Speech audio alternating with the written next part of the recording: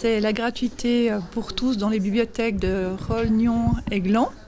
Une volonté d'ouvrir à tout un chacun de cette bibliothèque. Pour nous, c'est vraiment un moment assez incroyable parce qu'on attend ça depuis longtemps et on ne pensait pas forcément que ce serait aussi rapide et que les politiques nous suivraient. Et c'est vraiment un moment magique. Pourquoi cette décision politique finalement intervient maintenant ? D'une part sous l'impulsion de nos bibliothécaires qui nous ont attiré l'attention sur le fait que les petites barrières administratives finalement devenaient un petit peu compliquées.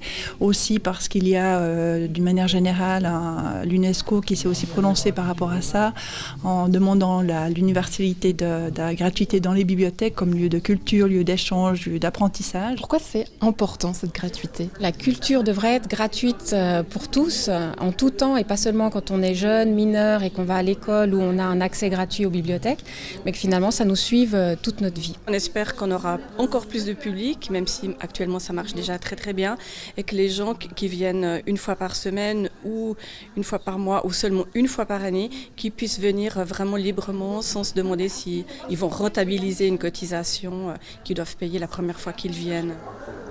Conseil de bibliothécaire, quel est le livre que vous recommandez pour cette année 2018 ? Alors, un de mes auteurs préférés est Fred Vargas et son tout dernier titre qui est sorti l'année passée, c'est Quand sort la recluse ?